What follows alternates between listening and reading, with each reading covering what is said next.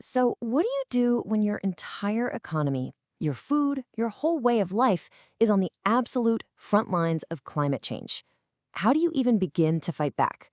Well, for the island nation of Vanuatu, the answer isn't just about building higher walls, it's about building smarter farms. Let's really dig into the story. All right, so here's how we're going to break it down. First, we'll get a real sense of the climate challenge Vanuatu is up against. Then we'll look at the brilliant plan they've put in place, dive into the data that's driving it, check out some really cool tools they're using, and finally, see how it all comes together to, well, farm the future. Okay, so to really get why their solution is so smart, you first have to understand the incredible scale of the problem. I mean, for Vanuatu, climate change isn't some abstract concept. For them, it is a clear and present danger. And look, this isn't a what-if scenario. What you're seeing here is the real-deal aftermath of Tropical Cyclone Harold back in 2020. Sadly, images like this are becoming a recurring nightmare for them. These powerful cyclones are hitting the islands harder and more often, just tearing apart buildings, lives, and livelihoods. 64%. Now, get this. This number is, well, it's just staggering. When Tropical Cyclone Pam slammed into Vanuatu in 2015, the economic damage was equal to 64% of the entire country's GDP for that year. I mean, can you even imagine that? A single storm wiping out almost 2/3 of a nation's economy in one go? So you might be asking, why is the impact so catastrophic? Well, it's because their economy is incredibly vulnerable. We're talking about a place where roughly 2/3 of the population relies on agriculture to live. So when a storm like Cyclone Pam comes through and messes with the livelihoods of 80% of the rural population, or when Cyclone Harold destroys over 200,000 plants, it's not just an economic hit, it's a direct threat to their food security. The bottom line, doing nothing was simply not an option. So, how do you respond to something like that?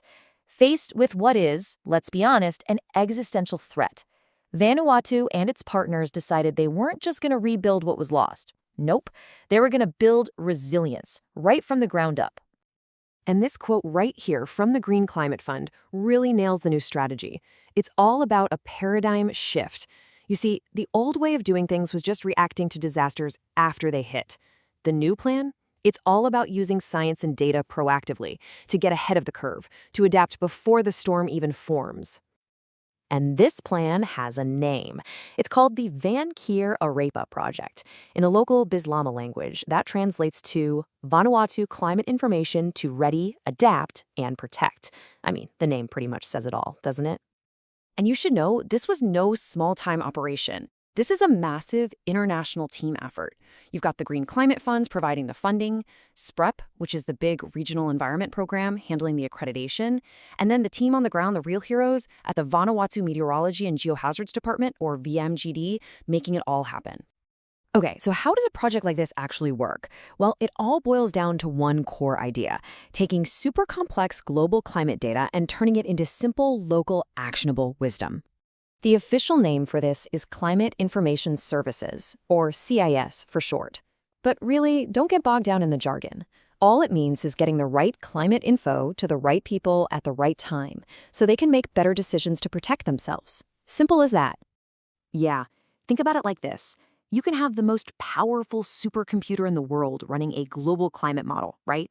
But that is completely useless to a local farmer who just needs to know when to plant her yams. The whole goal here is to bridge that enormous gap. And the need for this was and is incredibly urgent. See, there is a ton of amazing climate science out there, but it just wasn't being used on the ground. And at the same time, you have generations of traditional knowledge, which is absolutely vital, but even that is being pushed to its limits because the climate is changing faster than ever before. So everyone, from a government minister in an office to a farmer in a field, needed practical guidance they could actually use. So the big question is, how do you actually make all that data usable for everyday people? The answer? You build tools. And that's exactly what VanKIRAP did. They created some amazing tools to translate all that dense, complicated data into something tangible. All right, first up, we have the Vanuatu Climate Futures Portal. Now, this is the big picture tool. Think of it as a kind of crystal ball for planners and policymakers, letting them peek into the future. And this is where it gets really powerful. The portal makes the future tangible. So a user can go in and ask a specific question like, hey, what's going to happen to coffee farming on the island of Tana? And bam, the portal shows you. By 2039, the map shows plenty of suitable growing areas in green. But then you jump forward to 2099, assuming a high emission scenario, and those green areas have almost completely vanished. All of a sudden, a vague long-term threat becomes a very specific, very local problem you can actually plan for today. Okay, so that's the big picture tool. The next key tool brings things down to an even more practical, boots-on-the-ground level, especially for farmers. It's called the Oscar system. So what is Oscar? Well, at its heart, it's a dashboard. It takes all of that complicated climate data and boils it down into things that matter for farming. You know, stuff like heat stress, temperature, rainfall, and it lays it all out visually on a map of Vanuatu. But here's the really brilliant part. An individual farmer doesn't have to look at that complex dashboard. Nope. The Oscar system does all the heavy lifting and automatically spits out this, the Agromet bulletin. It's a simple, easy-to-read summary with advice tailored specifically for them. So this bulletin is basically a monthly climate update that goes straight to the farmers. It helps them manage their risks, it might give them a heads up to expect drier conditions, or maybe it'll suggest the perfect time to plant a certain crop. It is that final, absolutely crucial step that turns all that data into an actual decision someone can make. Okay, so we've seen the data and the tools, but what does all of this actually mean on the ground for real people?